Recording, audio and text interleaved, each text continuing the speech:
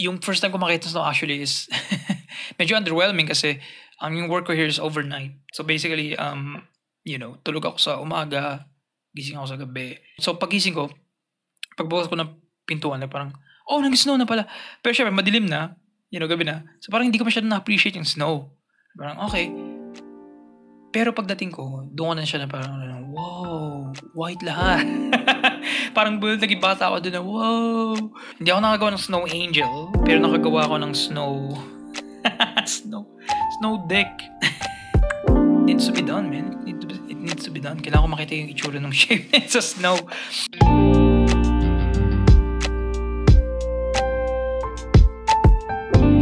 Yo! What's up? Welcome to a very special episode ng Midnight Crisis. Sign, XYNN, hindi SIGN, and ako lang. Walang ibang JABZ, ALDOUS, SAM, NACO, mga ganun, wala. I'm alone by my lone self this episode kasi wala lang, trip ko lang. No, it's a very special episode kasi it's the episode na it's the first year, I think late na ako, a week na akong late or a week and a half, pero medyo commemorative yung na to. So naisip ko, why not i-explore siya? Dahil it's been a year since nandito ako sa land of the free, the United States of America. So, yeah, gusto ko ng episode to put it into video form, yung condensed journey ng past year ko here. I guess magkwento rin ako a bit about the culture shocks and yung experiences ko and learnings this past year. Learnings talaga. Pero yeah, if you can hear from my voice, very chill episode. Hopefully, lagi ko sinasabi to, and lagi kong jinx, di siya nagiging chill. Inom lang ako ng water. Para sa mga audio listeners, ASMR ng pag-inom ng tubig. Anyway, yeah, I figured na gumawa ng solo episode dahil, solo ako pumunta here. So, solo din yung journey, right? So yeah, felt like it would be nice na at least i-lay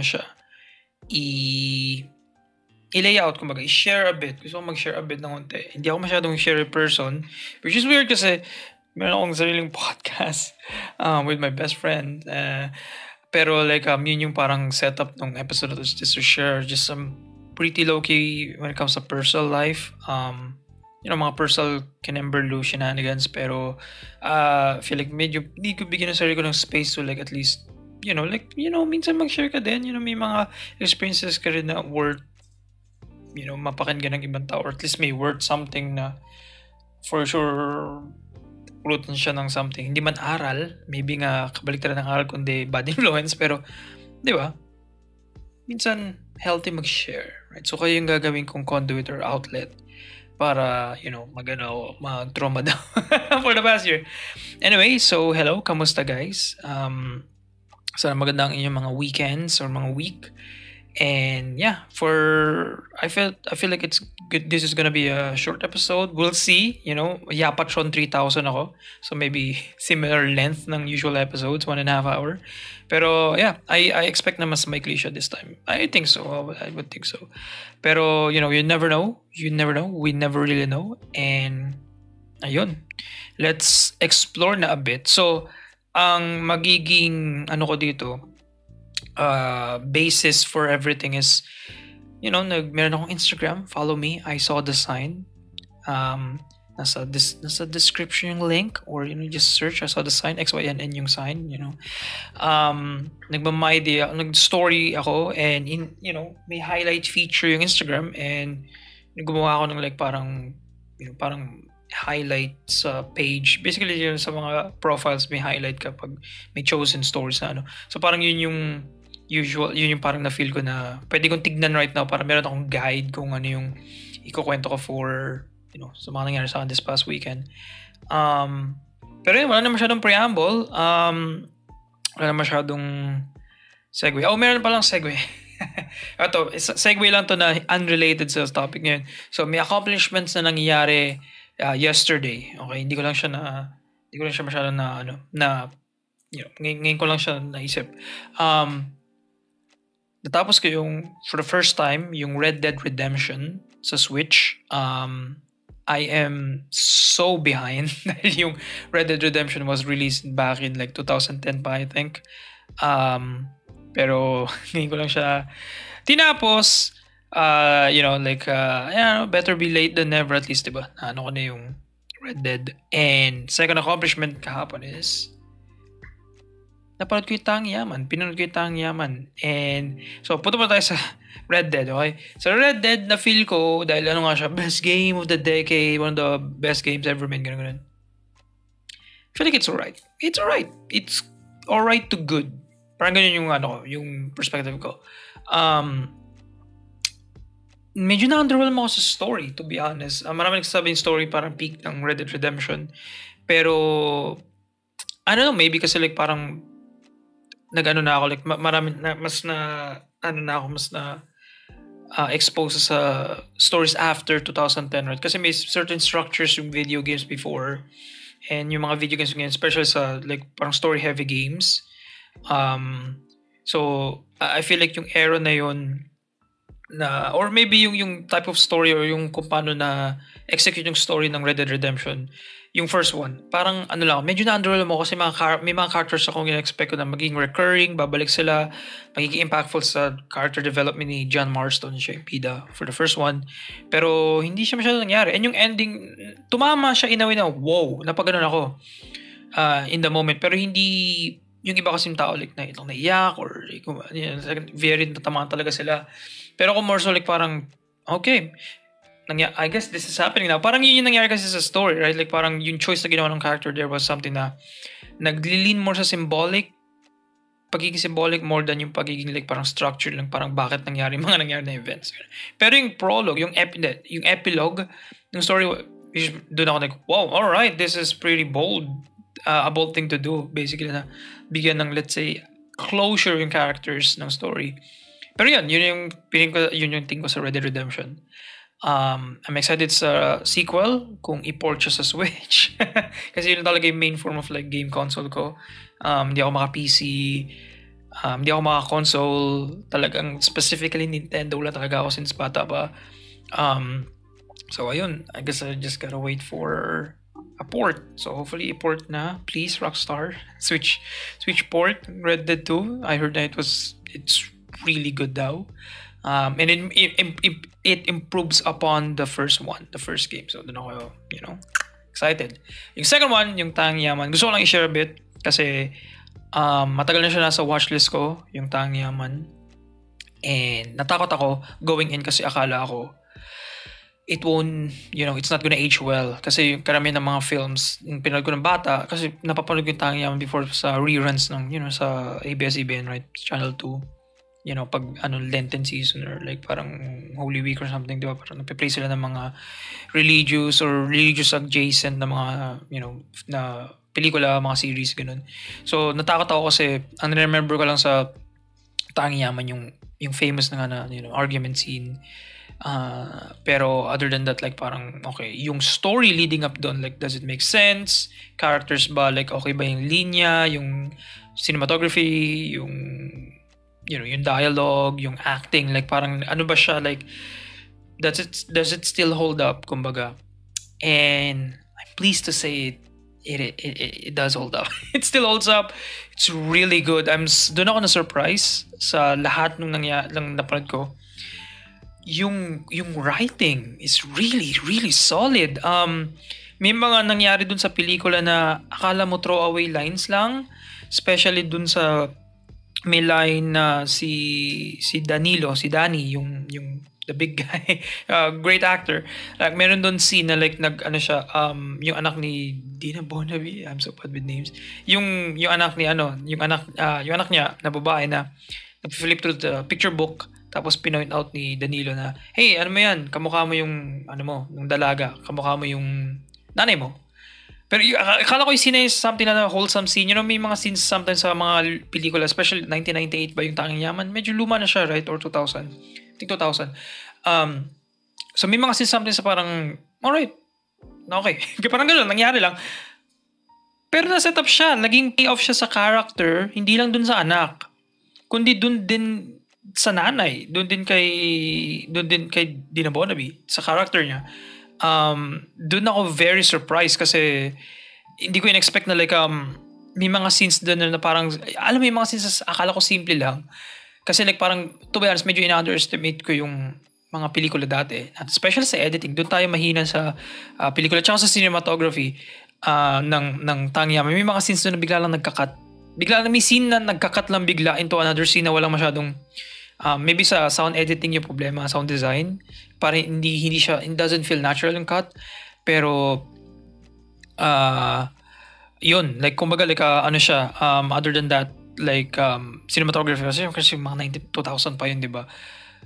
Nag-shoot talaga sila sa US, sa San Francisco ba, I think. Talagang like legit na location siya. So hindi na walang na break na immersion, kumbaga. And lahat ng characters like may pinanggagalingan lahat, kumbaga. Like kumbaga lahat ng characters like talagang mabusisi yung script. Yun like super nagustuhan ko yung story.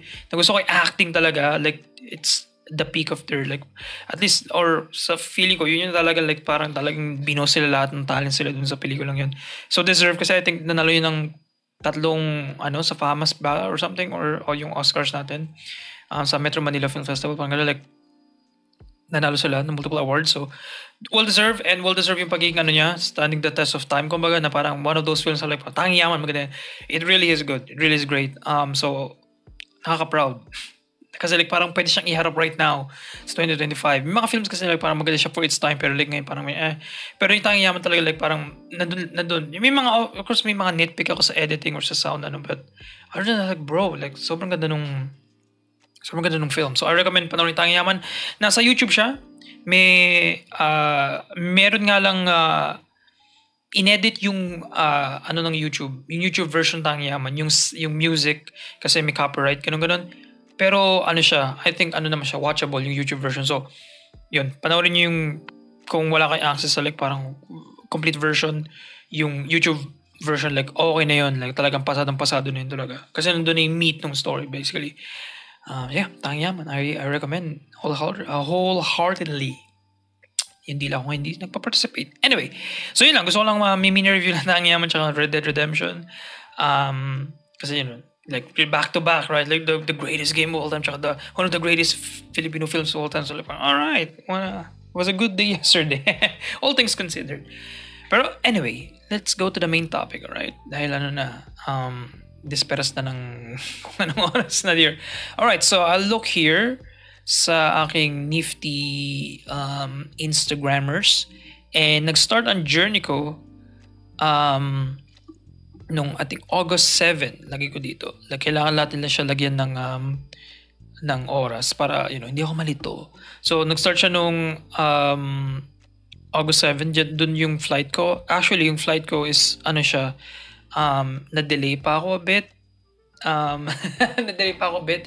Kasi dapat ang alis ko was July. Pero, nakalimutan na papeles, mga ganun stuff. Like, parang whole through thing. Talaga lang. Malaking headache. But, naging malaki siyang blessing personally sa akin kasi if hindi ako na-delay, may mga, let's say may mga relationships na like hindi ko hawak right now. hindi ko hawak as strong compared if like umalis ako on time, kumbaga.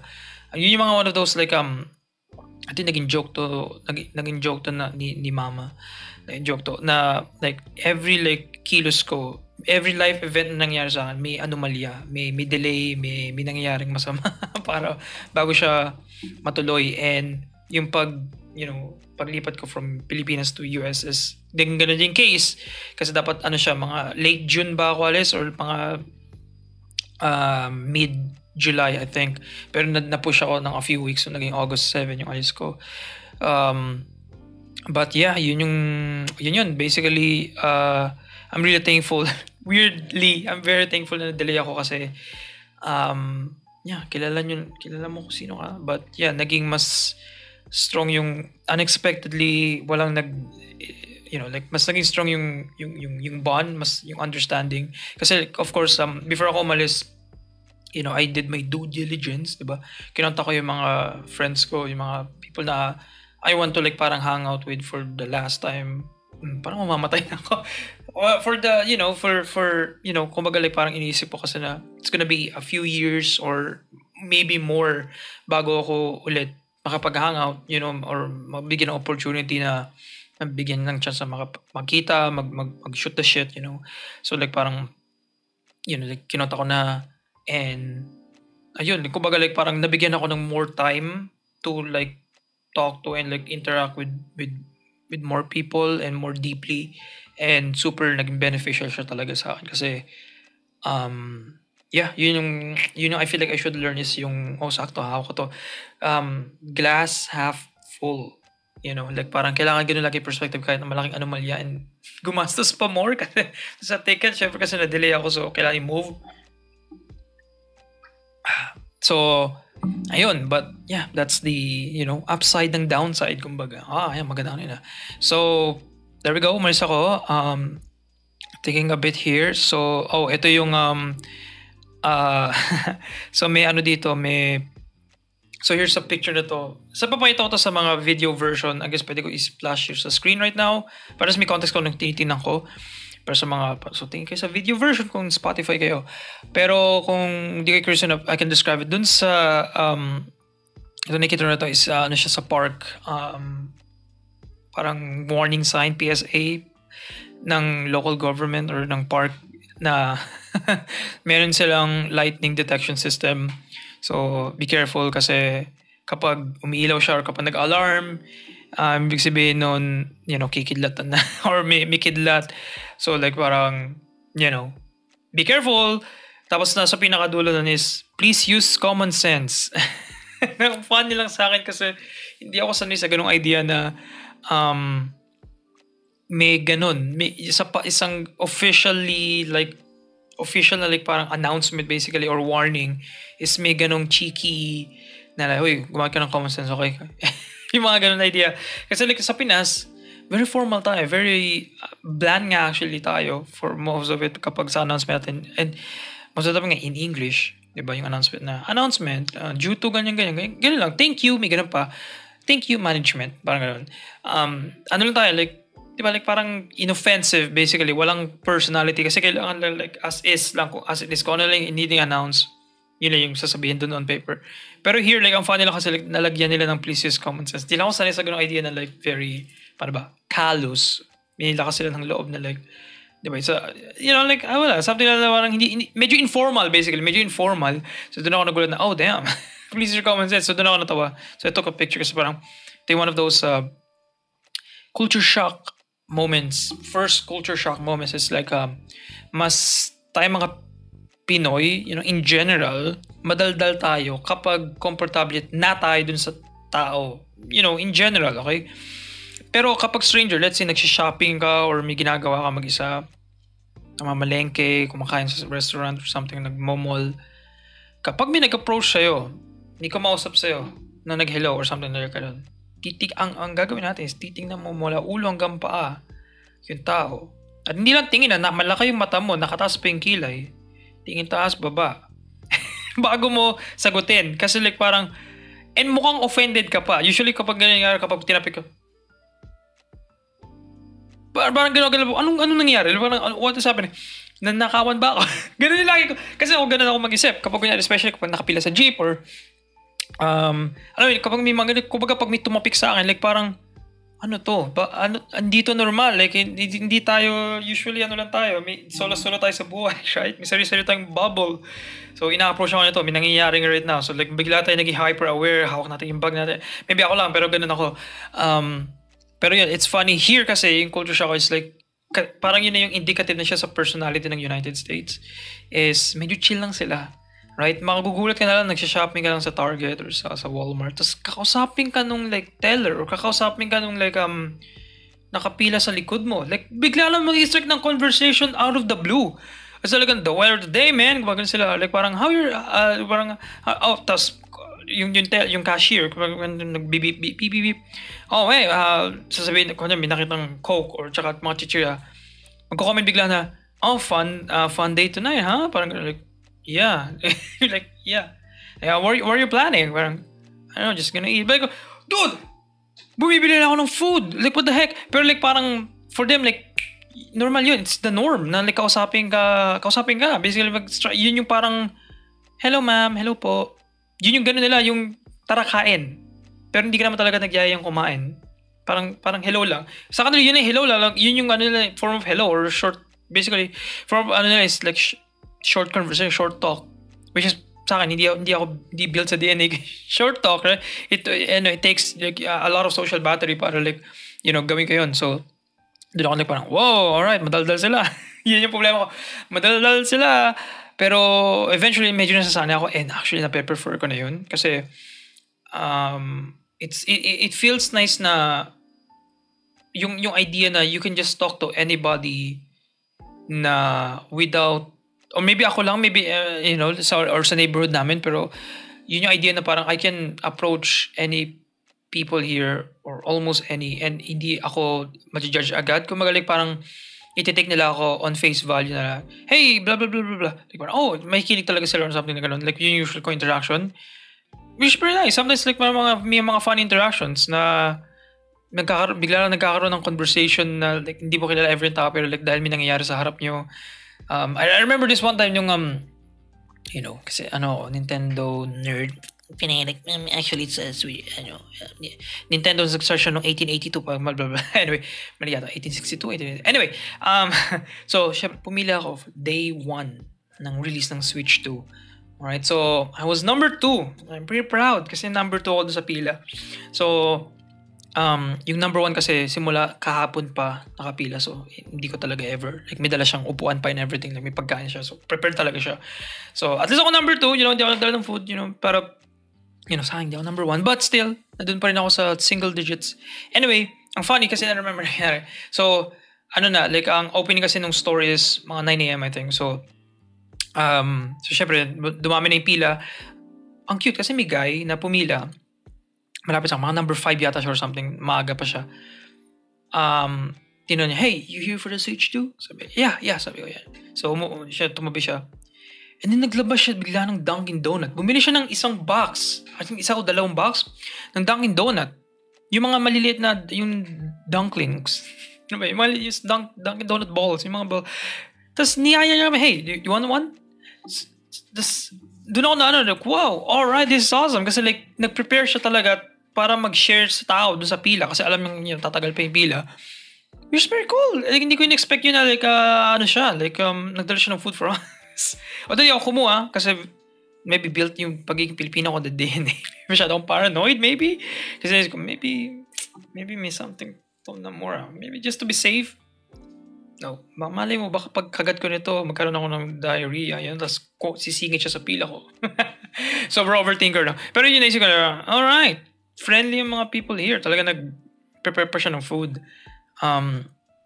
Yeah, which is a pretty cool experience. Tapos may nabangga sa harap namin that time. Kasi parang, nung malapit na, yung, dumadami ng tao. Kasi may parking lot sa harap namin, nakapila kami. So, sa harap ko, may parking lot.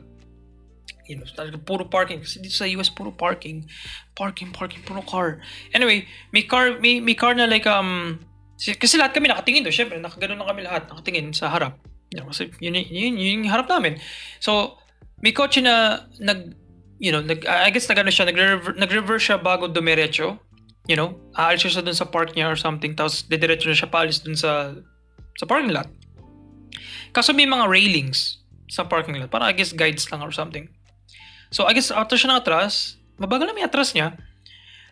Tapos alam ko, napansin ng mga katabi ko, pero kami like parang, wait a minute, something's happening. Kasi like parang, hindi siya tumitigil na matras, right? Kasi usually atras lang tapos abandi ka na. Parang bubuelo ka lang para may space ka to umandar pa harap. Atras siya na atras. Nabangga niya yung railing. So bilang boom! Like, as in talagang ganun yung, kasi yung atras niya is something na like parang hindi siya yung paunti-unti. Like atras lang talaga siya. So syempre nung matras siya, medyo mabilis na yung atras niya. So like, gumawa ng malaking ingay. So syempre lahat ng mga katabi ko, lumingon. So parang, wow, hindi na bangga. So, ang ginawa niya, ang dami nakatingin sa kanya, okay? Ang haba na ng pila. Alas mga 30, 40 na tao na yung nasa pila. So, ang dami ng tao, okay? Ang ginawa ng guy, bumaba siya doon sa car niya. And titigan niya, like ginanon niya yung, titigan niya yung bangga doon sa likod ng kotse niya. And titigan lang niya siya for the next almost 2 to 3 minutes. Like, titingin lang siya na nakahawak yung kamay niya sa bewang niya. Tapos, syempre kami like, nabangga mo yung sarili mo, okay, funny, umalis ka na kasi mapapahiya ka sa amin. Yun yung vibe namin kasi sa kasunod yun, ako natawa na ako. Nag-comment na yung mga katabi ko. Nag-comment na parang, dude, just get the fuck out of here, bro. Gumana na yung katabi ko. Kasi like parang may audience na nakikita siya na wala namang magbabago. Nabangga mo siya, na-dent mo, yun yung pinaka-worst na nangyari, hindi naman masyado mabilis. Bakit ka nakatingin pa rin hanggang ngayon? So, natawa lang kasi naging ano na siya, naging mini-meme dun sa araw na yun kasi like parang may mga tumatao na nasa linya na, bro, get out! Ride home, bro, go home. Kasi like parang nakikrinjihan na kami. Kasi like parang akala niya may magbabago kapag tinignan niya na matagal yung car. So, yun yung funny na nangyari dun sa crowd na yun. Which is, again, yun lang, mga little things na punta naman sa tangent. Pero yun lang yung point ko. Very chill lang mga USA yan. USA peeps. There we go. So, tangent yan. There we go. Ito naman yung, I guess, itong picture na to yung lawnmower picture. So, ito yung one of those culture shocks ulit kasi nga nakatira ako sa isang suburban area. So, meron kaming yard, mga ganong stuff, right? So, the thing about me is, ako kasi, lumaki ako sa Quezon City. Right? Heart. Or hindi naman sa Manila, but, Quezon City, right? Ciudad, Maynila. Di ba? Pag sinabing Maynila, buildings, pollution, sikip. Ganun yung idea natin. So, lumaki ako sa syudad. Lumaki ako na walkable, karamihan ng mga pinupunta ko walkable. And that's something na hindi ako sanay nung pumunta ako here sa US kasi or dito sa suburban area kasi necessity ang kotse here talaga. To the point na hindi ka makakasurvive wala kang car. Or kung makakasurvive ka pero maraming liko-liko para mangyari yan. Or severely limited yung mapupunta mong places kung wala kang car. Hindi ko sa Pilipinas na sobrang pangat yung public transportation natin as in talagang sobrang as in talagang hindi natin deserve mapawisan and hindi natin deserve yung ganitong klaseng form ng transportation na kailangan makapagsingitan, makapag-unahan, makapagtakbuhan, nakatayo tayo sa tirik ng araw para lang pumasok sa school or sa trabaho natin. Tapos pag pauwi pa, abuti pa tayo ng oras kalahati. Hindi natin deserve yun, right? Pero namimiss ko yung transportation in general. Okay? Meron dito mga public transportation, may bus, ganun, pero iba yung parang iba kasi convenient na bibigyan ng jeep. Kumbaga, kasi may mga ruta na like halos karamihan dito, may ruta kung saan ka pupunta, right? Ang problema dito, yung bus, or dito maybe sa place namin, ang problem kasi sa bus dito is kaunti lang yung bus. And kapag may pupunta kang area, may limited siyang route. And usually, yung route na yun would take you hours. Hindi naman hours actually, mga 1.5 or 40 to 50 minutes. Na kapag kinar mo, 10 minutes lang. Ganun kalaki yung disparity ng oras. Hindi dahil traffic, hindi dahil maraming kotse, hindi dahil sikip-sikip, hindi dahil ganun. Dahil maraming rutang pupuntahan, iikot pa siya bago pumunta doon sa area mo. Yun yung problema. Kasi may route eh. Alright, yun yung tinatry ng peer-to-peer buses natin dito or dyan sa Pilipinas, right? Which is like, okay naman siya, diba? Na okay enough. Pero like, sanay pa rin tayo na we can, para po, sa mga, pag nandiyan na tayo, right? Kapag like, we can customize and we can cater dun sa route ng jeep para at least pwede tayong bumaba sa mga specific spots na comfortable tayo with, na very, sa ating mga location, sa mga bahay natin or sa, next na transport natin sa sasakyan. Dito hindi, kailangan mo talaga mag-wait. Mag-wait ka ng bus para dumating and mag-wait ka para pumunta dun sa location mo. Okay? Good luck kung like, marami pang liko-liko bago siya pumunta sa location mo. So, yun akin. Like, yun yung culture shock. bachelor lady sa lawnmower kasi suburban. So yun yung area na inisip ko na, but nag-segue na naman ako. So ang idea ko kasi here is first time ko mag-lawnmowering kasi hindi ako sanay. Syempre, hindi naman tayo ever need mag-lawnmow o mag-lawnmow, mag-mow ng lawn. Pretty cool experience kasi yung parang Plants vs. Zombies, you know? Yun yung ano ko na frame of reference ko sa mga bagay, no? Usually mga video game na matatagal na. Anyway, ayun, like, yeah, it's, yung suburban life is something na hindi, nakakasanayan ko na a year later, pero hindi pa rin ako 100% bought in kasi lumaki nga ako sa syudad, and I feel like in the future talaga, yun yung para maging goal ko, maging city, ano, kasi gusto ko yung idea talaga na walkable yung mga gusto kong places na puntahan. Yung gas, yung transportation, yung car, yung insurance ng kotse, like it's something talaga hindi ko masakatable sa, and lalo na dito, sobrang, kasi kailangan lahat may insurance. Compared dyan sa Pinas na wala, you know, like, medyo mas dangerous sa Pilipinas, pero you know, like, parang sanay tayo sa ganyan danger, right? Pero dito kasi kailangan lahat may protection, actually, kailangan mo ng collision insurance, you know, ng liability insurance, para yung mga, especially sa New Jersey, yun yung mahigpit sa NJ, kailangan required. I think almost all states yata record ng car insurance, pero you know, like, anyway, like, yeah. So, mag-share ako a bit. Okay, maging vulnerable ako, guys. Kasi it's been a year now and wala pa rin akong license. Right? Wala. Nakasurvive ako ng 1 year dito sa United States. Wala akong driver's license. Alright?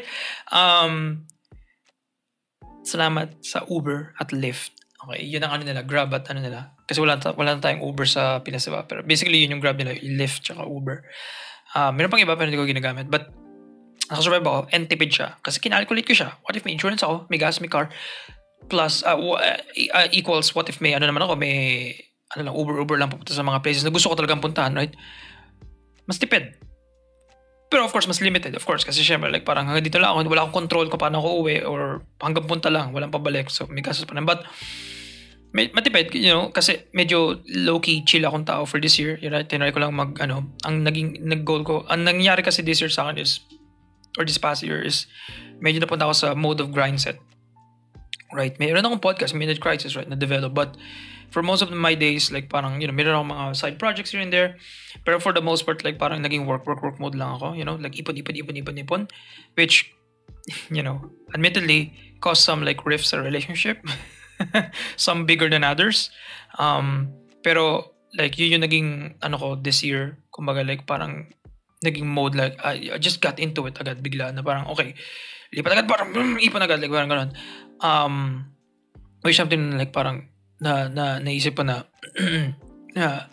so for 1 year anniversary, or at least at this point 1.5 na, or 1 week na, and especially sa mga recent developments ng aking mga recent mga close relationships na changes sa status quo, mas na ko na mag-lay low, chill lang, and mag-focus muna sa self-development basically. Dahil masyado ako may term dito, masyado parang diretso agad, sunog kilay, parang ganun na vibes. And this past year, wala pa tayo sa kalagitnaan ng stories for 2024.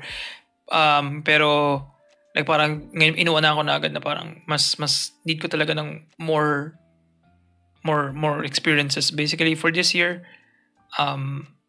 More growth and more exploration, right? So ang funny thing dun sa driver's license is yung na limited ako sa areas ko, which I know naman, and alam ko naman na parang okay, choice ko na hindi kumuha ng sasakyan or hindi mag-driver's license, ganun. Sa Pinas, nag-student driver ako. Malapit na ako. Pero hindi ko tinuloy kasi umalis na rin ako. You know, like paalis na rin ako that time.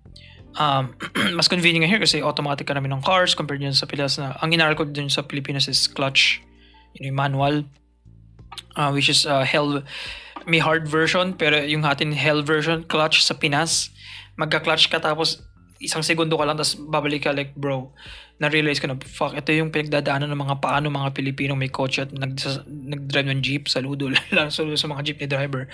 Dahil like parang, damn, minsan na tayo sa clutch, pero like, ideal, mas gusto ko yung automatic. Okay, kasi, ganun na agad, like, pero yeah, ayun, kumbaga like, naisip ko lang na, yung car is like equals independence here talaga kasi may mga places here na gusto ko puntahan. And napupunta ko naman katulad ng New York, which we'll get to, soon, like, right? Pero like, yung gusto kong puntahan here na like, nasa gitna ng New York or nasa sa kabila or di accessible through train, ganun. So, kailangan talaga ng car, di ba? Something like parang, I limited myself talaga kasi, to be fair, nakatulong siya kasi ipon talaga ako, nakapag-boilo talaga ako. Which I'm really like parang happy like na nagawa ko yun. Nagkaroon ako ng ganong kalakas sa self-discipline talaga to do that. Pero ang consequence is yung places na napupunta ko is limited and ano lang siya, nakadepende sa mga people here sa household na to. If pupunta sila here, sasabay ako, if mga events, kaya ko makasabay. Pero pag choice ko, usually syempre like, nakakahiya naman mag-approach or syempre gusto ko minsan ako lang mag-isa or gusto ko mag-explore minsan na hindi pumapasok sa timetable ng mga tao dito. So yun, hindi ko gawa. Pero like, I guess yun yung, since isang taon na ako yung nakasurvive, naisip ko, okay na ako. I've had enough na of like parang not having a car maybe ngayon. Pero like, it's gonna take a whole process. Maybe next year pa ako magkakaroon. But yun na yung parang process ngayon kasi nagtry ako kumuha ngayon right now. So yun na yun. Pero yeah, suburban area, yun hindi walkable. Yun yung cons. Sobrang tahimik daw. And I'm very happy. Salamat sa mga ninuno ko at sa mga ninuno ko. Salamat sa mga ancestors, sa mga desisyon nila na nag-trickle down sa akin. Kasi to the point na nabigyan ako ng ganitong kalaking privilege and opportunity na yung choices nila, to the point na like yung choice nila na dito sa New Jersey, malapit lang sa New York. Bro, yung New York is 1.5 hour lang, kasing layo lang ng MOA. So from my location dyan sa Pinas before, puntang MOA like parang 1.5 2 hours. Like the fact na like yung New York, it's something na like parang hindi ko in-expect na hindi ko in-expect na like mapupunta ko, right? Or may experience ko, makita ko sa dalawang mata. And ganun lang siya kalapit. Yung New York na pinupuntahan lang yung United States only para ma-experience yung New York, right? And ito yung something na parang sa akin, like, it's just, nandiyan lang. It's just something like I should thank, I should thank them for. So, ewan ko ba't ako nag-cinema sa mga sa video version, cinema. Pero yun yung naisip ko, cinema. Like parang, yeah, like parang, wow, what a coincidinky. But really happy coincidence. Happy accident, sabi nga ni Bob Ross, Decisions of my nakakataas sa akin is, nag-benefit. So I should like call that out. Ano makabalitan ng call that out in a positive term? I should praise that. I should like parang point that out as a positive, maybe ganyan lang. Pero yeah, tangent na naman. Yeah, magaling tayo sa tangent na lumalayo eh. Lawnmower lang napunta ako sa ganong gratitude. So yeah, let's see. Let's move on. Oh, ito yung kusina ni Inang. Ito pa isang thing na gusto kong pag-usapan actually is yung idea of homesickness basically. So I think one of those things that like really surprised me when, a year in dito sa US. Gulping lang water.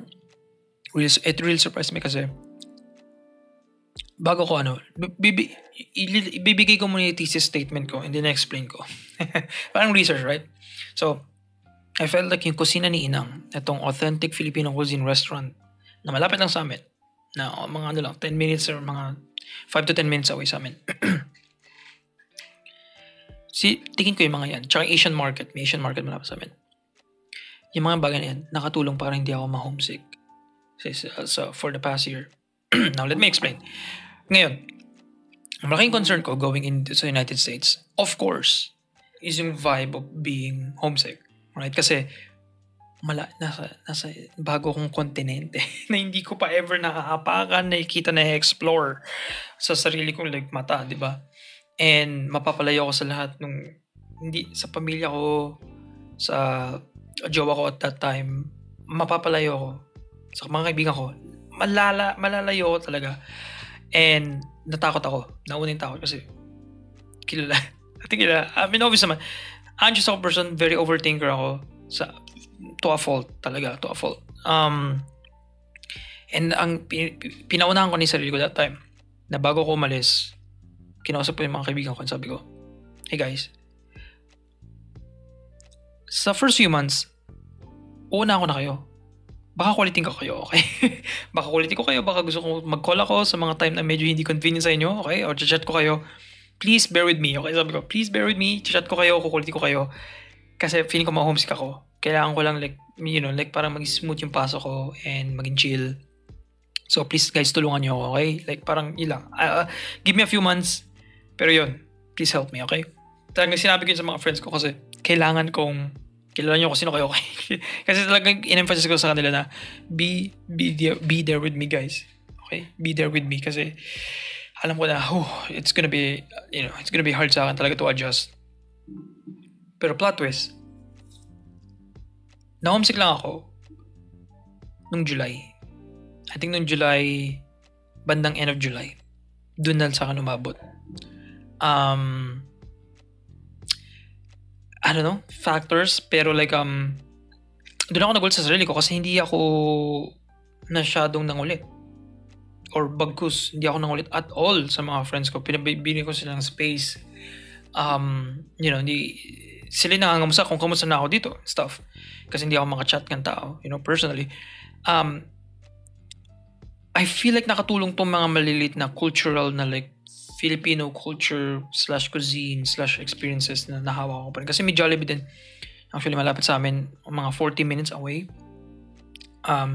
Medyo malayo na yun here. Pero like 40 minutes sa atin, like parang dyan lang yan. Pero like, Jollibee yun, di ba? Like, yung Jollibee chains dito sa United States is like parang bilang lang. Like parang, either meron lang sa California, doon sa bandang West Coast or dito sa East Coast nga na Jollibee. Tama ba yung paggamit ko West Coast, East Coast? Anyway, again, thankful ako dun sa mga ancestors ko and sa mga like parang lola, mama, lola, yung mga family tree. Kasi like parang yung mga decision nila, they chose na like eventually, they chose na to be here na malapit lang sa nasa New Jersey, which is malapit sa New York. Ibig sabihin nun, adjacent lang New York tsaka New Jersey and New York. Ibig sabihin, medyo like intermingling sila sa like access sa mga ganitong area. Basically, kasi, big deal na may Jollibee sa New York. Meron ding Jollibee malapit sa New Jersey. Malapit sa amin basically. Pero nasa loob ng New Jersey, right? So like parang nakatulong yon kasi hindi ko na miss yung Jollibee. Kasi pag crave nila ng Jollibee, willing naman sila mag-drive, right? And kalasa siya dyan, okay? Yung spaghetti lang hindi masyadong, isipin nyo yung lahat okay naman, kalasa siya 1-to-1. 1-to-1 sa Jollibee dyan sa Pinas. So hindi ako na homesick. Ang problem, yung Jollibee lang, yung spaghetti lang ng Jollibee, isipin nyo yung kulay nung McDo. Yung spaghetti ng McDo na medyo maputla, medyo pale na red, compared dun sa Jollibee natin na red talaga. Ganun lang, palitan mo yung kulay, tsaka yung hotdog, medyo tigasan mo lang. Yung word talaga na tigasan, parang hotdog tigas. Medyo mo lang, kasi yung hotdog ng Jollibee sa Pinas, malambot. Kasi yun nga yung goal eh. Parang talaga specifically talagang created. Hindi man specifically created, pero catered talaga siya sa panlasa ng Pinoy na matamis, especially sa mga bata. So, syempre dapat nangunguya ng bata, ng baby, yung baby, basically mga, diba, pag kumakain ng, yung mga 5, 6, 7-year-old, usually yung mga wala pang ngipin, yung mga ganun, usually, nakakain nila yung hotdog, right? Kasi like malambot siya enough para like makonsume kahit mahina yung ngipin mo. Pero dito kailangan talaga, hindi man sobrang tigas. Pero basically, isip ko parang siya, Frank's ba siya parang sausage? Parang ganun. Like, hindi siya hotdog ng CDO na malambot pa rin. Tigasan mo pa ng konti yun. Parang ganun. Basically. Just medyo tanggalan mo ng konting tamis. Pero basically ganun. Ang point ko is, naging review ng Jollibee US. Pero meron ditong mga Angus beef, mga specialized, Jollibee meals na wala dyan sa Pinas. And meron silang garlic rice. Hindi, adobo rice. Hindi ko lang kung ba't hindi wala tayong access sa adobo rice yun sa Pilipinas. Pero feeling ko kailangan natin. Pero nabasa ko sa Reddit kasi, sakto, buti na ano ko naisip ko. The other day, nabasa ko, kasi may ganitong specific, exact same post na bakit wala daw adobo rice sa Jollibee, sa Pilipinas. Tapos may nag-comment, ewan ko kung totoo to, nag-comment na meron daw siyang friend na nasa R&D, research and development ng Jollibee dyan sa Pilipinas. And sabi daw niya na, hindi friend, nag-apply for a position sa Jollibee. Tapos tinanong niya yung interviewer niya, which is yung interviewer niya, yung R&D, director or something. Tinanong niya, bakit walang adobo rice or bakit walang adobo rice sa menu ng Pilipinas and adobo rice sa atin. Ang sagot daw is ano ko totoo, grain with salt, sources I made it the fuck up, lahat na nung disclaimer. Ang sabi daw is kasi dito sa Pilipinas or dyan sa Pilipinas, lahat daw ng households iba-iba daw yung version ng adobo. So ibig sabihin nun, yung expectation ng lasa ng tao dun sa adobo, sa rice, ng adobo rice is iba-iba. So, mahirap mag-cater sa isang general audience na adobo kasi lahat, or yun yung parang doon built yung Pilipinas, right? Like, yung adobo mo, iba sa adobo ng nanay ko. Pag ipagluto mo sila, same ng ingredients. I feel like kahit nga same I feel like magkaiba ng luto, magkaiba ng tagal ng kulo, hiwa nung iba-iba. So, yung lasa nun, iba din. Iba yung amount, iba yung dami ng suka or iba yung dami ng toyo, ganun. Iba. So, ayun, yung idea. Kaya walang adobo rice. Basically yung lore, ewan ko, sana totoo yun kasi ang ganda nung explanation, right? Which makes sense. Pero, options are good, right? So, why not bigyan ng option? Kasi ang tagal ng medyo same lang yung menu ng Jollibee, from time to time. Anyway, pasegue ako a bit. Pero ang point is, yun yung culture shock na-shock ako kasi yung culture ng Pinas is nandito pa rin or malapit lang yung access ng culture ng Pilipinas sa akin. So, hindi ako masyadong na-overwhelm. Kumbaga, na-balance yung kultura ng Pinoy tsaka ng US. So, napagsabay. So, feeling ko ang laking help nito. Ang laking factor kung bakit hindi ako masyadong na-homesick. Kasi talagang kusina ninang, may Asian market, yung mga chichirang na gusto ko. So, alam mo, tapos mayroon pang Filipino store, katabi niyang kusina ni Inang. Na, yung mga, literal na parang lang siya. Parang, hindi naman sari-sari store, basically parang Save More, mga ganun, maliit na Save More, parang ganun. Doon na yung mga stuff, yung mga, mahal nga lang dito yung Pure Foods, yung hotdog. I think siya, $12 ba? Tapos 12 pieces lang or something, or 6 pieces. Basta mahal. Basta sa bulsa. Pero like, accessible, nandyan, yung mga food natin. Mga, crispy fry, magic sarap, mga ganun. So, yeah. Ayun. So, shoutout sa kusina ni Inang and sa Philippine store dahil you made my life like mas easier to like transition sa like bagong like lifestyle here. So, yun lang akin, culture shock na hindi ako masyado na homesick, basically. Recently dahil may mga stuff na nangyari. Pero yeah, nice tangent sa akin. Isang tangent na naman sa taas ng isang tangent, right? Pero what's new? So yeah, scrolling a bit lang. Hanap lang tayo ng mga stuff na like parang worth talking about. So ito yung ito I guess maganda to, yung Lantern Festival na napuntahan namin. I think mga September to or October. I'm not sure. Pero this is a really like parang awesome like event to go to. Kasi dito sa household na to, like parang sila, yearly siyang pinupuntahan yung Lantern Festival. And ito yung culture shock din sa akin, yung dito ko na-realize yung laki ng United States. Alright? As in yung laki niya. I never really like parang hindi ko na-realize kung ganong kalawak pala yung United States as a whole. Kasi nung bumiyahe kami pupunta dyan, I think nasa Pennsylvania yan. Pennsylvania? Or Philadelphia? Yun ako nalito. The Office. Saan yung Office? Pennsylvania, right? So, nasa baba. Yeah, Pennsylvania. Inisip ko, right? The Office. So, Pennsylvania. Nandiyan siya sa baba, banda lang. So, drivable. I think an hour and a half drive. So, malaking open field, right? So, the night papunta kami dun. Ang in-expect ko, Kasi yung Lantern Festival, kasi magpapalipad ka ng lantern. Sisindihan mo, tapos papalipad. So marami kayo. So, wow! Parang doon sa Tangled, basically, yung scene sa Tangled na maraming lantern na lumipad. Pero pretty cool. Iniisip ko, yung field na pupunta namin is yung nasa utak ko, syempre, Manila boy, or Quezon City boy. Kasi laki siya ng UP, right? Ng Sunken Garden. You know, kasi ang laki ng Sunken Garden. Especially kapag nagkakaroon ng UP Fair. Diba? Ang lawak nun. Kumbaga para sa daan, parang ang laki. Ngayon, imagine ko yung orange ng UP Fair. Ang lawak. Kasyang-kasya, ang daming kasya, diba? Pero, pagdating namin doon sa field na yun, yung laki niya, is kasing laki na ng UP, Diliman. Hindi UP Sunken Garden, kundi yung buong UP, gawin mo lang siyang open field. Alam mo yung parang, napaano ko na, wow. Parang, ang laki ng US parang gano'n. Like, yun yung, hindi ko siya ma-put into words eh. It's just a feeling na like, parang, I underestimated yung lawak niya. Parang, kaya, gets ko rin in a way kung bakit car-centric talaga tong bansang to. Kasi like, isang malaki lang siyang plot of land eh. Kung isip mo, katatanggal mo lahat. Like, isa lang siyang flat, like, as in malaking, like lupa. So, it's just something na like, parang hindi ko na-expect na like, sobrang lawak nung field.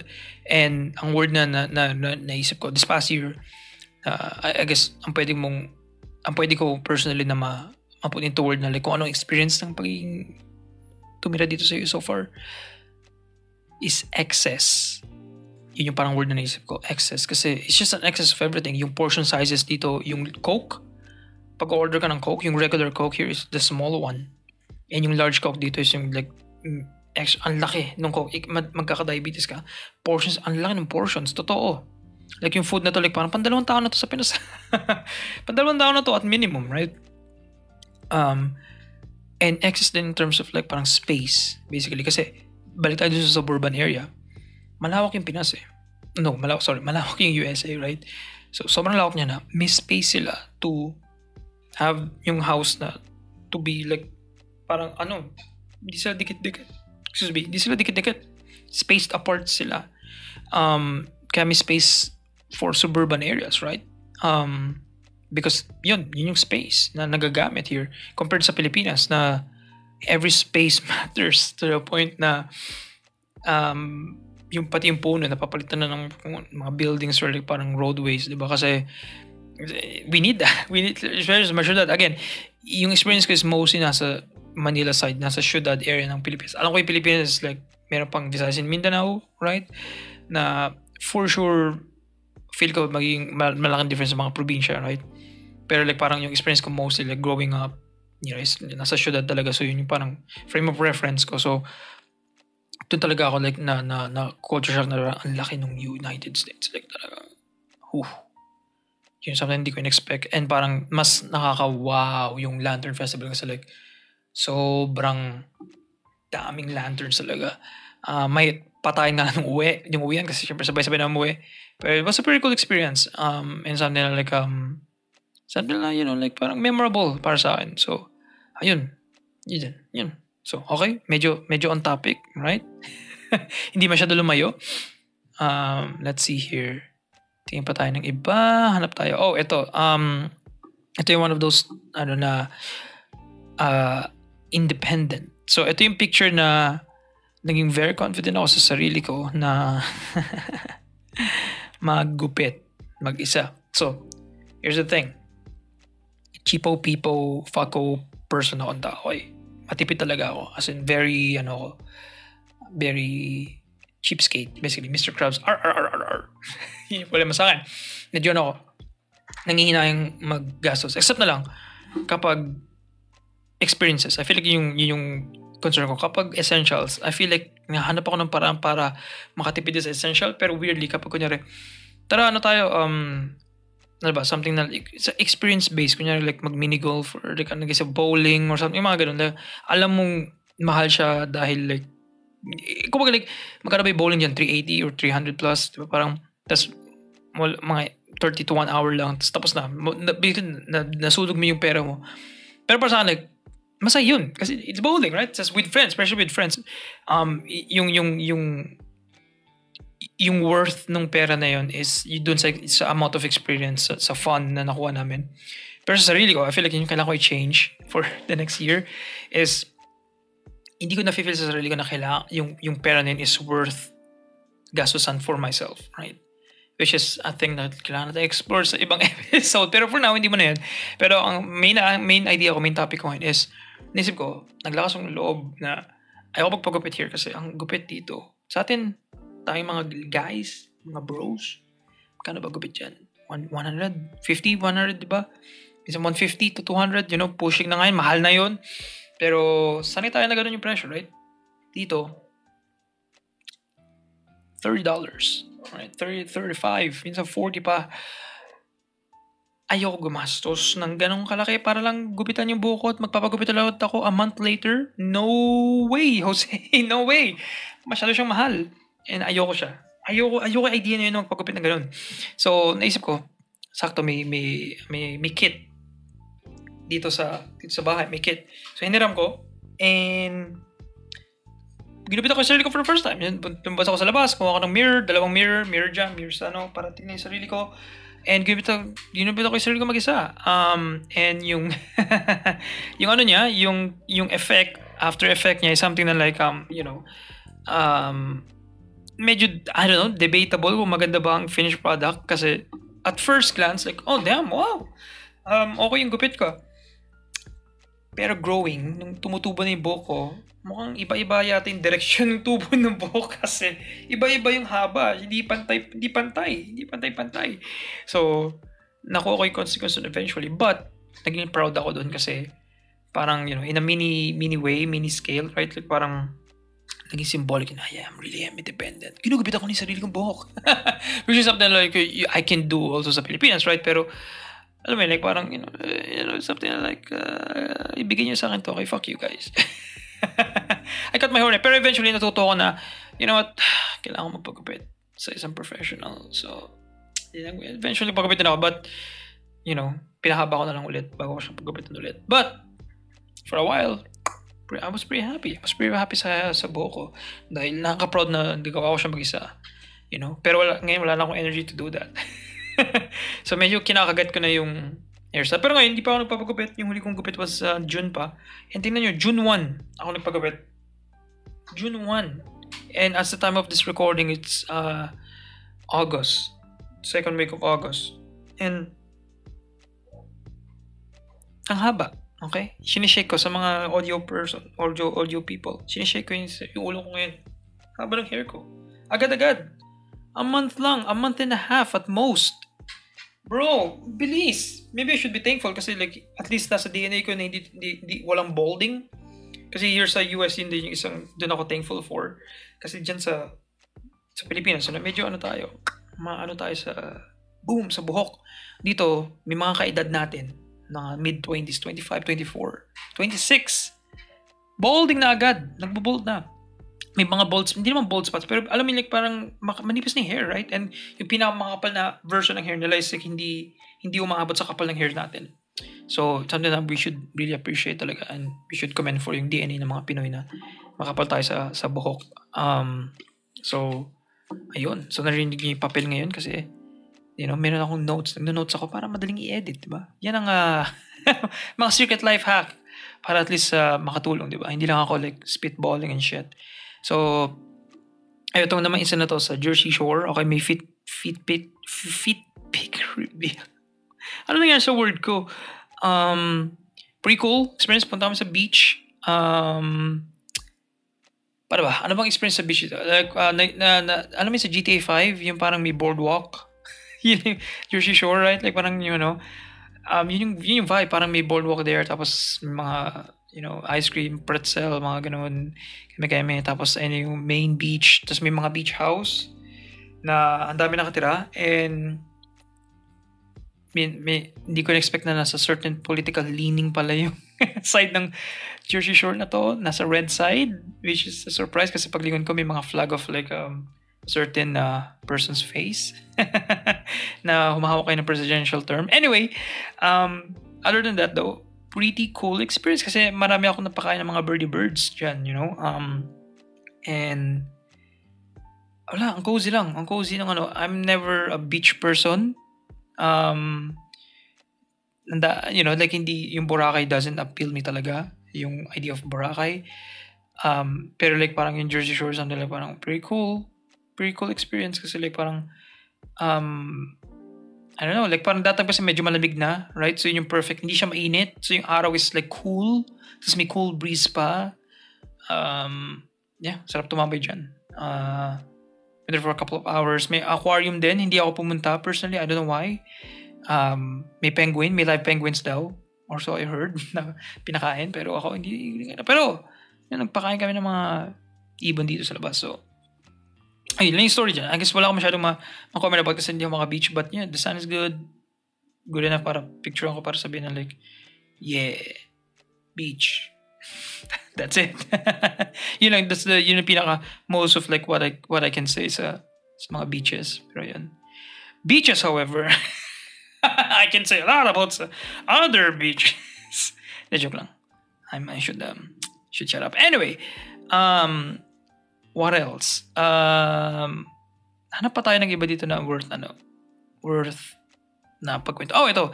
So, this one's a goodie. So, ito yung picture na pumunta kami sa LA to visit si Mama. My mama. So, kasi doon siya naka-base right na doon siya nakatira / nag-work. And yeah, just to, I don't know if like, I feel like comfortable-ish enough naman, kung nakikinig ka, share ko lang to, kung okay lang, right?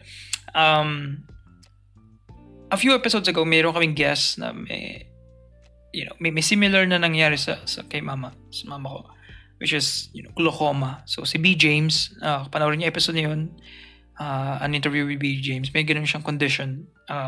Si mama nandun sa early onset or medyo, mayroon ng signs or symptoms of that. And she's been through a couple of surgeries na at this point. Pero that time kasi like parang yun yung first, first big surgery, parang LASIK or laser something. Basically laser yung mata, to help like at least like delay yung glaucoma kasi it's something na sad to say, medyo hindi pa siya ganun ka wala pa siyang, let's say, cure, quote-unquote, diba? Ano pa siya, something na kailangan pang i-explore more yung ganung klaseng side ng sa mata natin. Kung ba't nawawalan ng eyesight over time, or humihina, or may nagpa-block na something. But that time, of course, magkabilaan, Los Angeles nandun, bandang sa west, yung New Jersey nandito sa bandang east. As in, magkadulo talaga, magkabila ng spectrum basically. Extreme left, extreme right. So, naisip namin na bumiyahe para, bisitahin siya kasi, like, siya lang mag-isa. And, gusto namin anuhin kung kamusta siya, right? Like, surprisehin basically. Kasi it's a surprise actually. Kasi like, after niya magka-surgery, syempre hindi siya makakita.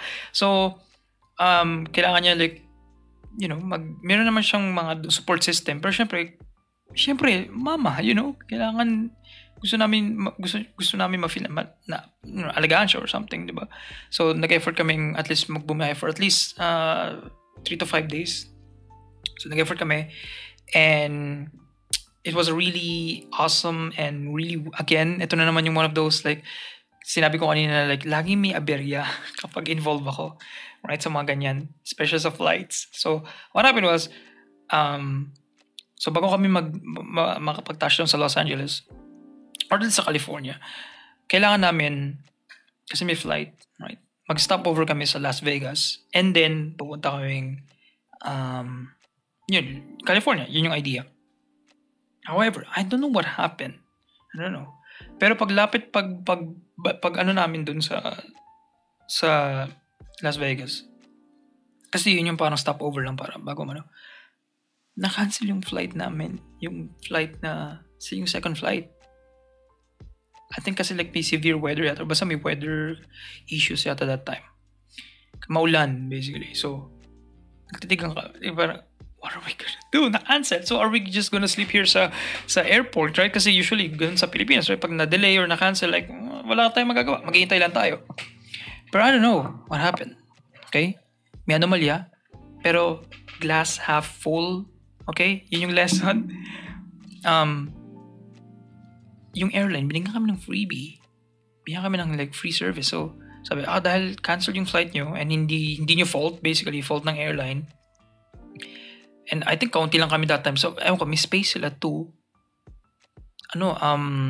sasabihin ko sana commemorate. Ang tawag doon, accommodate. That's the word. Accommodate us. Bigyan kami ng free accommodation sa hotel within Las Vegas and a free ride papunta doon sa hotel for the night. Kasama na doon yung breakfast. Like, full accommodation. Sila may bayad. Like, parang, wait, are you saying I'm gonna stay for the night sa Las Vegas? So like, parang, boom. So basically, ang initial effort to like just, take care of mama, naging night out, naging exploration ng Las Vegas ng gabi. Basically, parang naging gala tuloy siya. Kasi like parang we got to explore yung Las Vegas sa gabi, which is yung perfect time to be there sa Las Vegas, diba? Dahil buhay yung Las Vegas sa gabi. So, it's just a really awesome experience. Meron ako nakitang ito yung, I think hindi ko alam na, ito yung culture shock. Maybe specific to sa Las Vegas culture. Ang daming cards, photo cards, right? Alam niyo yung photo cards. Kung K-poppers kayo, di ba? Kukuli kayo photo card. Imagine that sa mga porn stars. Sa road! May mga names sila. May mga laid back diamond. Mga ganito. Talagang, as in, boobies out. As in, talagang, kitang-kita ang tralala. Doon ako nagulat kasi tumatawid kami. Tapos pagtingin ko dun sa like, syempre, hinihintay mo mag-read yung para makapagtawid ka. Makatawid ka. Pagtingin ko sa baba ko, like, wow! As in talagang nakakalat lang siya. Yun yung strategy para daw, I guess, makabili or yun yung parang calling card ng mga people there. Kasi may number sa likod and you can call. Pero like, wow, like, this is like, ano bang tawag dun sa Las Vegas? Parang City of Sin or something? Like, parang, nandun lahat. I get it. Yung lust, greed, pride, nandun. I kinda get it. I kinda get why yun yung niya. Kasi yun yung vibe. It's just parang, kaya may term din na what happens in Vegas stays in Vegas kasi you feel na that area is something na like parang, nandun lahat ng dirtiest secrets sa mga taong nandun, right? Like you can do the most heinous shit. Hindi man super, despicable na bagay. Pero anyway, mga shit na like parang pagising mo, you forget. Kasi like, ibang-iba itsura ng Las Vegas nung gabi. And nung paggising namin, nung syempre kailangan namin bumalik sa airport to go sa sa Los Angeles. Ang dull ng Las Vegas. Parang ang dull, parang siyang desert. Of course, nasa gitna siyang kawalan, pero sa umaga ibang-iba siya compared sa gabi.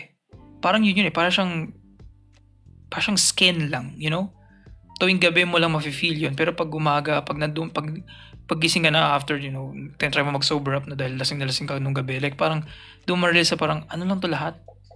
Noise. Yun lang at the end of the day. Pero pretty cool kasi nasabi namin, technically nakapag-slot machines kami sa Las Vegas, right?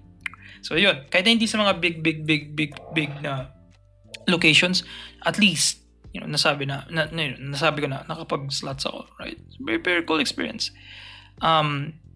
Pero nagulat ako kasi may school sa Las Vegas. Kasi may school bus on the way papuntang airport. May school bus na dumaan. Sabi ko, may school sa Las Vegas?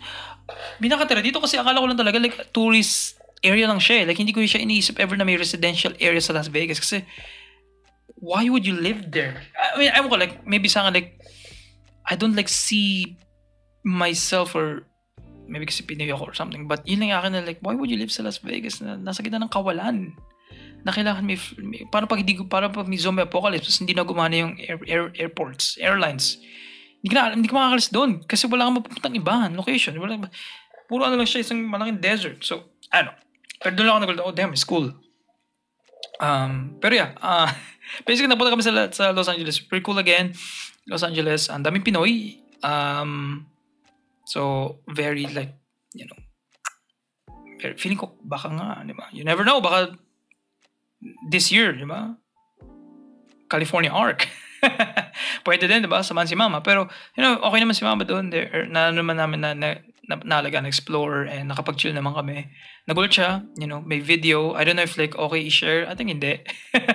Pero pretty cool kasi like binidyo yung reaction niya. Akala niya Kasi syempre malabo yung mata niya. So akala niya at first na ano kami, like parang may padala or may padala daw something. Sabi niya, kanino yan? Parang, tapos, gano'n ka. Like, kanino? Wala kami ano kasi like, syempre malabo yung mata, dahil kaka-opera lang. Pero funny no? But very memorable kasi hindi niya expect talaga na lulungas kami pumunta sa kanya. But, like at that point kasi medyo nakapag-ipon na ako, meron na akong extra pocket money to like, we can do this for at least a few days, right? So yeah, fun experience kasi like again, hindi ko in-expect na mapunta kami sa Las Vegas and just to experience it.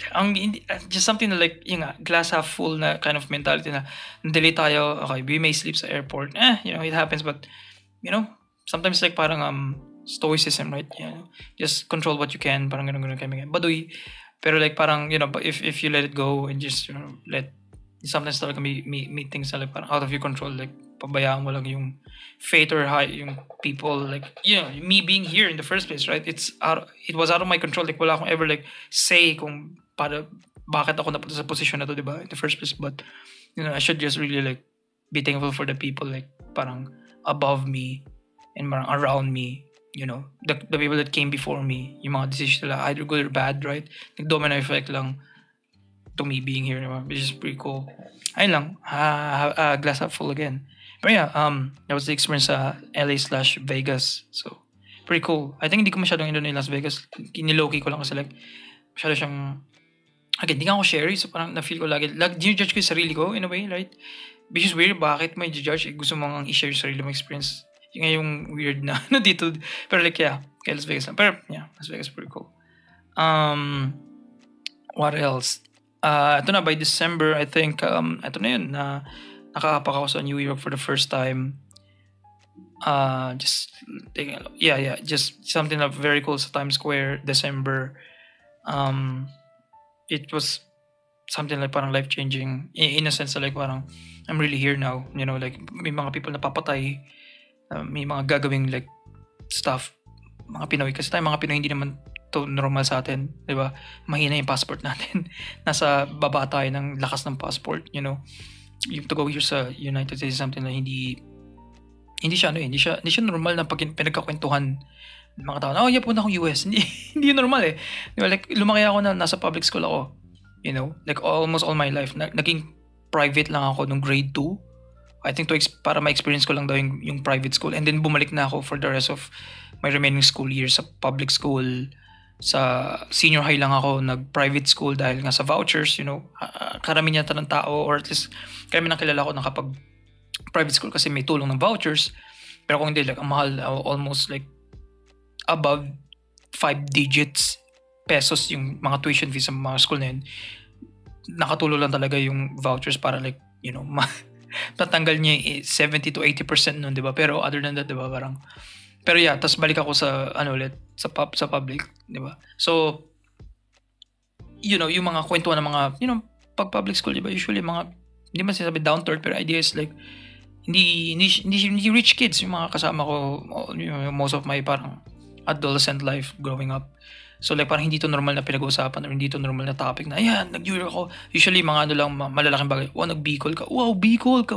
Ano yun, di ba? Or nakita ko yung rice terraces, man, or nagbagyo kami para sa amin that time, parang wow, Baguio, gusto ko puntahan yung Baguio, diba? Parang something na yun, diba? Lamig daw, gusto ko mag-jacket, yun yung peak, yun yung kaya. Pero so yung idea namin na nakatayo dyan sa Times Square, sobrang liwanag ng mga billboards, tapos sobrang daming tao naka-jacket kasi December na, so sobrang lamig. It's just, tapos gabi, it's just one an experience, like parang I should really absorb this moment here kasi like, this is really, really fucking awesome na opportunity to like to be here in the first place. So I hope I'm not wasting it. Yun lang akin, inisip ko lagi. But yes, it was really cool to be there sa New York. So eventually nakapunta rin ako sa New York this year kasi last year December tong picture na to. But yeah, pero yun, what's next? Ito I think hindi ako comfy pakita, but ni-recreate din kami na yung past lives na poster kasi malapit lang din sa namin yung carousel. Basta type nyo lang past lives poster, ni-recreate namin. Which is pretty cool. Tapos, I guess yung first time ko makakita ng yellow or, snow. Which is something na like, ewan ko life-changing ba? Pero, I don't know, like, yung first time ko makita ng snow actually is medyo underwhelming kasi yung work ko here is overnight. So basically, tulog ako sa umaga, gising ako sa gabi. Or yun yung choice ko usually, tulog ako mga tanghali na. Tapos gigising ako, an hour before ako pumasok. Kasi yung work ko is malapit lang here. So yun yung one of the few conveniences na hindi ko din realize. Right? Yung lapit ng work, ibang-iba yung tulong niya sa mental health, right? Pero sa mga pero sa mga people na nag-work from home, like super mas malaking tulong kasi hindi ka naalis. Pero iba pa rin yung pag malapit lang yung mga minutes lang yung biyahe compared sa Pilipinas sa hours, right? Yung biyahe tsaka yung pagod talaga. Pero anyway, yun yung ko. So pagising ko, pagbukas ko ng pintuan, like parang, nag-snow na pala. Pero syempre, madilim na, gabi na. So parang hindi ko masyadong na-appreciate yung snow. Parang okay. Pero pagdating ko, doon ko na siya na parang, wow, white lahat. Parang naging bata ako doon na, wow, which is so cool. Parang sobrang cool. Yun lang yun. Yun yung word, sobrang cool. Hindi mo to, again, ito yung, hindi to makikita sa Pinas kasi nasa gitna. Isa tayong tropical country, diba? Mainit. Ang cool. Walang ibang word. Ang cool na ng idea na like, yung lahat ng nakita mong green before is white na ngayon. Okay, you can put it out of context somewhere. Ewan ko ng context yun. Very raunchy context. Pero like, yeah. It's a, ano ba yung word? Magical. Yun yung magagamit kong feeling. It's a magical feeling to see in front of you yung snow. And nakagawa ng snowball. Diba? Hindi ako nakagawa ng snow angel. Pero nakagawa ako ng snow snow dick. Yeah. I know. Very predictable. Pero, needs to be done, man. It needs to be done. Kailangan ko makita yung itsura ng shape sa snow. Pero yeah, ang cool ng snow. Wala akong iba, parang yun lang. Like, parang yung lamig niya, yung aesthetic ng snow, basically. Kasi, pag nagdadrama ka, usually inisip mo, yung ulan, di ba? Pag senti vibes. Pero so, something na mas, may cozy sentiness, parang, maiyak ka pag sakto nga yun, di ba? Coming year, maybe yun yung kailangan ko ma-experience yung senti vibes na cozy, snowy. Pero itong hindi ko na-expect yung cool siya. Right? Cool yung snow, magical siya. For 10 minutes, kasi yung problema dito is madulas yung road. So, mahirap bumiyahe paalis ng house. And madulas yung road. So, kailangan mo ng special shoes. And eventually, yung bahay, sobrang lamig. So, kailangan na ng heater. Hindi ko na-expect ever sa buong buhay ko na hahanap ako ng init kasi ayaw natin ng init, iniiwasan natin, pero hindi ko na-expect na doon sa higaan ko ngayon is merong heater sa loob ng punda para kapag winter na is may init yung likod ko kasi sobrang lamig niya. Kapag humiga ka sa higaan mo, as in talagang akala mo binuhusa ka ng yelo, as in ganong kalamig. Ewan ko kung ano nangyari, as in sobrang lamig. To the point na akin ay init, may apoy sa harap ko, tatanggapin ko. So, yun ang plot twist sa akin kasi hindi ko ever in-expect na hanap ako ng heat. So, yun yung mga one of the few things that like, okay, alright, I guess another culture shock moment, I guess. Pero yun, other than that, I think yun na yun for 2024. For 2025 naman, I think ang pretty cool nito kasi in 2025 ko was something na the first day, January 1 ng 2025 ko, nakanood ako ng Broadway, Back to the Future, the musical. Cinema. I'm so lucky to have watched it kasi January 5, okay, January 1 yan. January 5, yun yung final run nila dahil magtutour na sila. Wala na sila sa Broadway. Sa New York, wala na. And I was so lucky enough na at that point, mura na yung tickets. Actually, akala ko nga mahal kasi late December lang ako nakabili. I think mga like third week ng December, something like parang naisip ko lang siya like very like tingin nga ako dito kung may musical na mura. Tapos buti nakahanap ako ng murang seats. Yeah, just again, lang siya. Like, it worked out. It all worked out talaga. I'm so happy kasi like yung Back to the Future something na it's a childhood like favorite na movie of all time. Childhood favorite movie of all time. Childhood like favorite one of my favorite movies talaga na still holds up hanggang ngayon. Even si Jabez ano siya, can attest to this. Akala daw niya hindi daw siya maganda. Pinanood daw niya yung one, tinapos niya yung trilogy. Natapos niya kasi ganun siya. It's so good. It's so good. And to watch yung musical version nun, na-LSS ako sa mga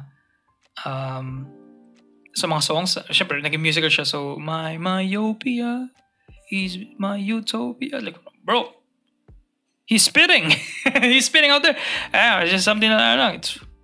I really, really, really enjoyed it. And again, first Broadway experience, theater, nag-graduate sa comm, right?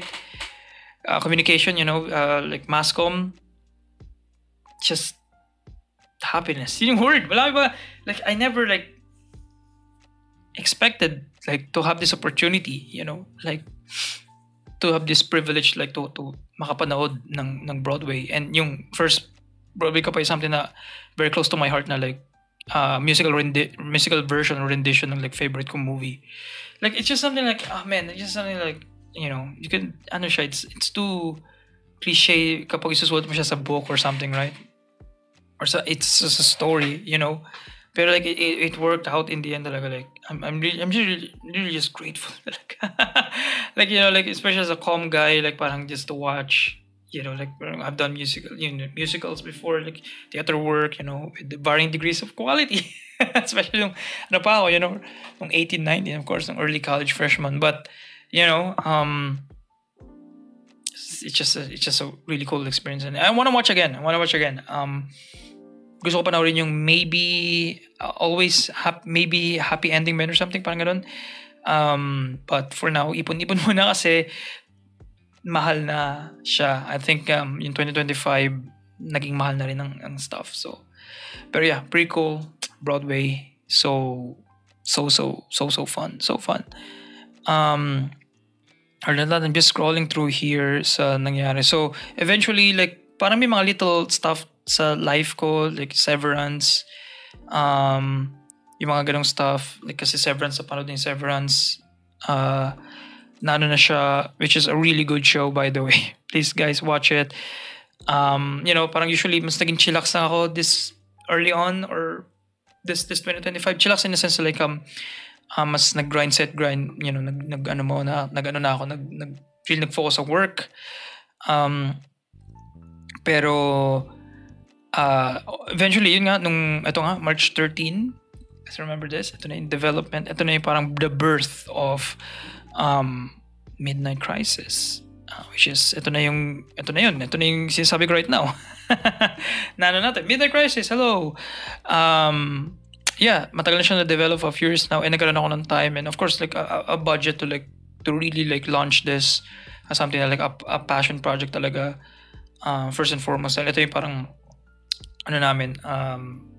idea talaga ni Jabez and I before na nag-stem siya talaga sa conversations, at natutulog ko si Jabez sa amin, right? Nakwento na namin to, nag-sleep over siya, days, weeks talaga na tumatagal minsan, and nagpupuyat kami lagi, and laging maraming mga philosophical, mga bullshit things na napag-uusapan sa gabi.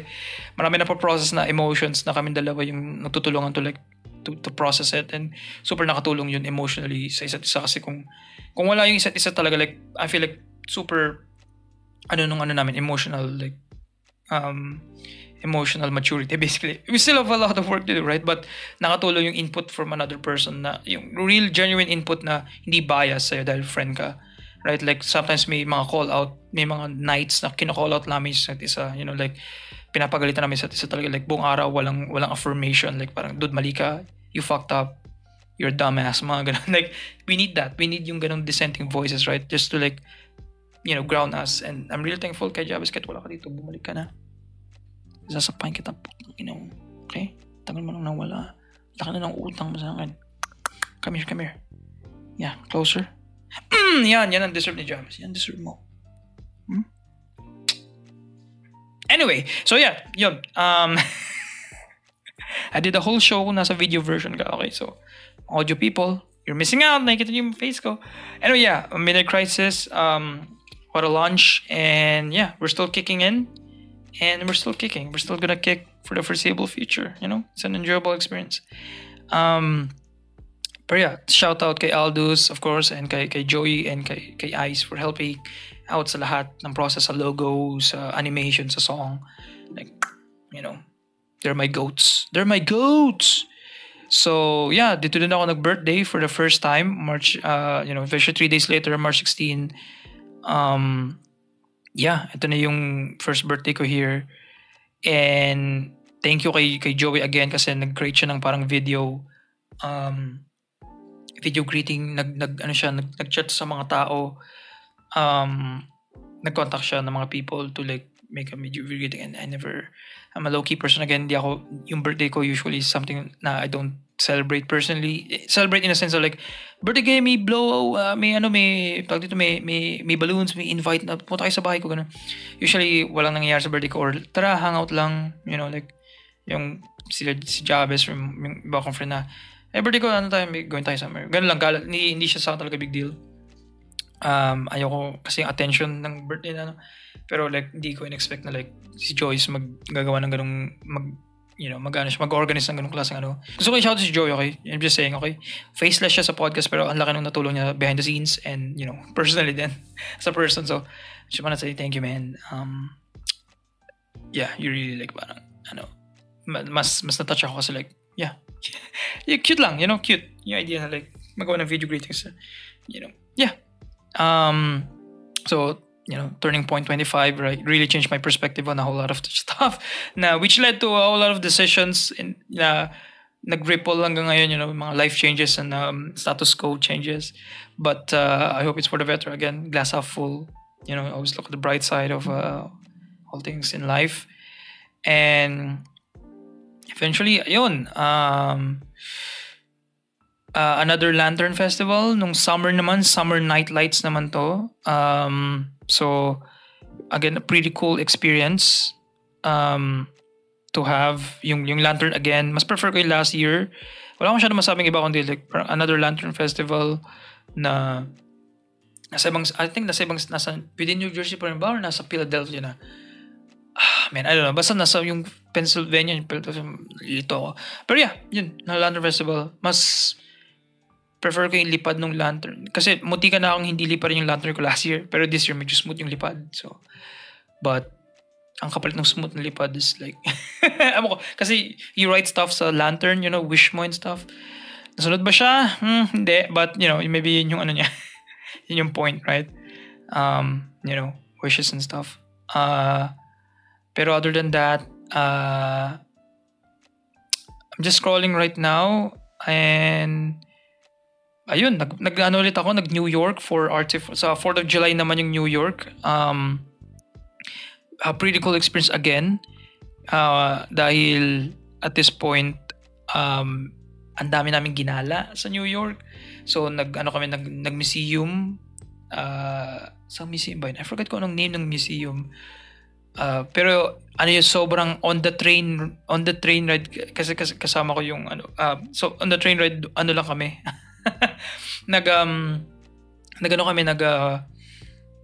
Ang goal lang dapat talaga is pupunta sa Little Manila. Yun yung goal. Kasi like, ang cool ng Little Manila. Pag gusto ko lang picture Little Manila, siya gusto ko makita kung anong meron sa Little Manila. Pero along the way, like, parang napag-usapan namin, feel ko may punta pa tayong iba, right? Kasi parang yun yung goal, tapos wala na tayong gagawin sa New York. So, sakto, naghanap ko ng Museum for Free. Sakto, July 4th, may special promo. Yung Whitney Museum of American Art.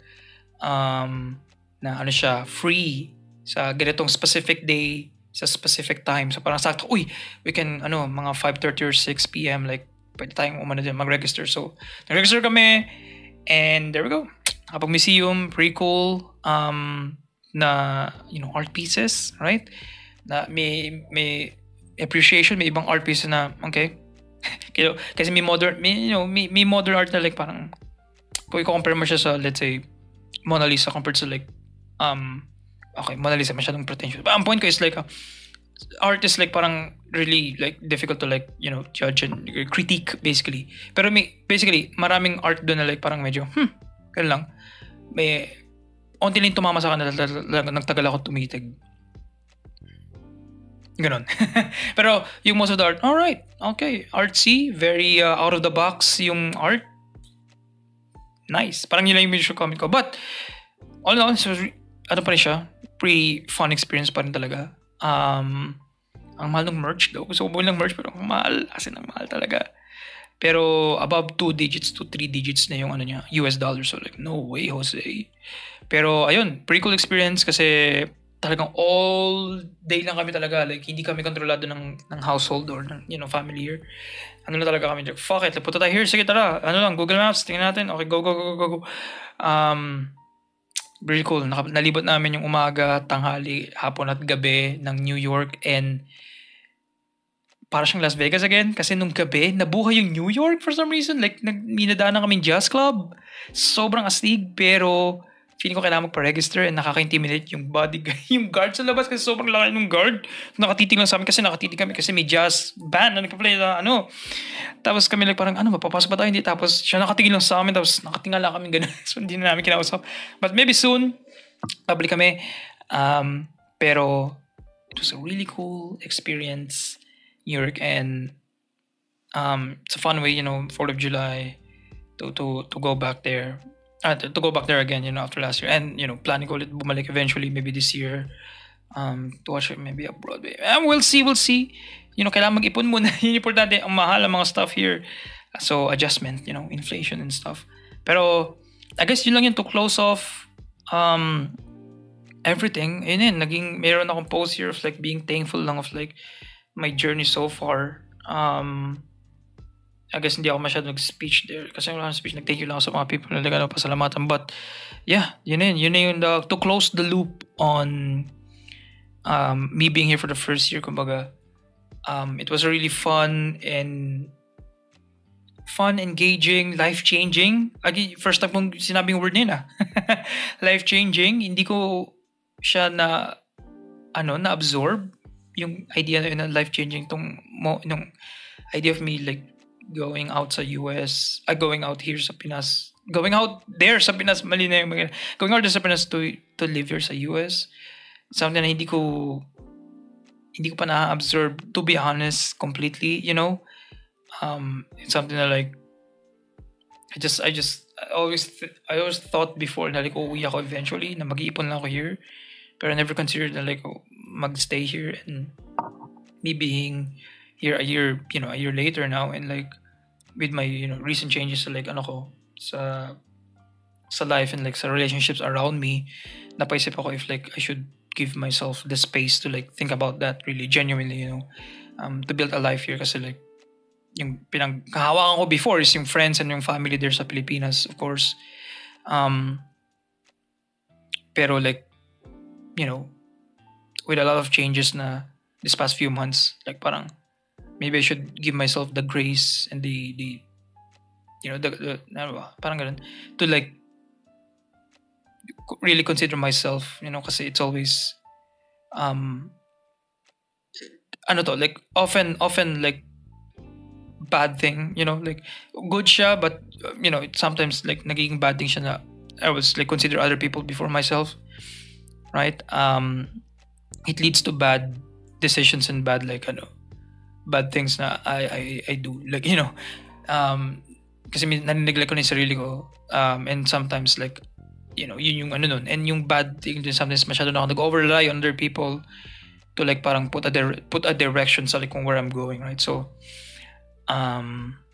yeah, with me being here quote unquote alone, of course I have my family, but of course like yung safety net of like the people and like the family sa Pilipinas is something that like with that gone now, yun yung kailangan kong i-process and like really like consider, okay, like what can I do now that like nawala na yung shackles, hindi shackles, nawala na yung like safety net, yung guardrails of life, right?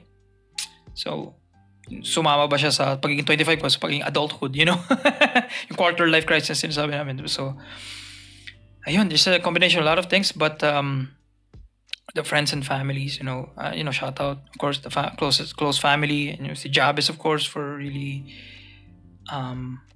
being my friend for like parang the past like parang decade and a half at this point, right? Like Arban, wala ka dito bro, pero you know, if you're listening, if you're hearing us, I love you, dude. And yeah, talagang this wouldn't happen if wala ka. You know, this wouldn't happen. Midnight Crisis wouldn't be here if wala ka. You know, nagiging softy ako right now, right? Kasi like it's a really like, you know, retrospect/introspective like episode. Kaya mag-isa lang ako. And yeah, I'm just thankful for everything and like onwards and upwards. Sabi nga sa Mario Wonder ng mga Talking Flowers. Another nerdy from Super Mario. Actually, it's not Mario, it's Super Mario Wonder. So yeah, I guess that's it. It's a journey so far, and the journey sa mga susunod na buwan and taon. We'll see each other, tayong dalawa, or kung ilang kayong nakikinig/nanonood next year. Sa another, year 2. Pero for now, yun yung aking more things to come, di ba? More ways than one. De joke lang. Pero yeah, thank you guys for listening, and I hope you have learned something on my end. Or you know, like sa you know, kwento ko sa very unique perspective sa United States. Again, like parang yeah, mga things na I didn't know na mafe-feel ko, and mga things na I expected to feel na hindi ko na feel. Di ba na life is funny that way. But yeah, let's keep going on, basically. So yeah, thank you guys for listening and or watching. And thank you guys. Yun lang. Maraming salamat just for being here, sticking around. Really appreciate yung na yan. Yung presence and yung nyo, the support, basically. Yeah. Thank you. Wala akong kabatuan kung para tapusin tayo. Wala akong ka-joke with.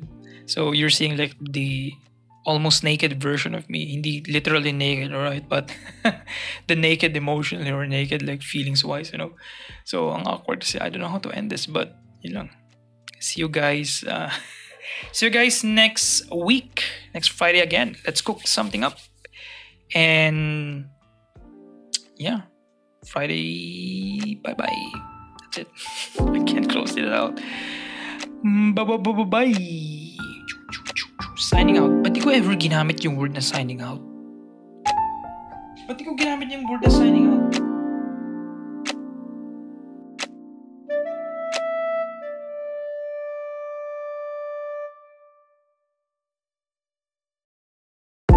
Thank you for watching and or listening to this episode of the Midnight Crisis Podcast.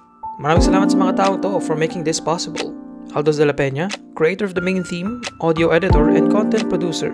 As Gardose for the concept art, and Joey Paculan for being our graphic designer and creator of the visual identity of Midnight Crisis.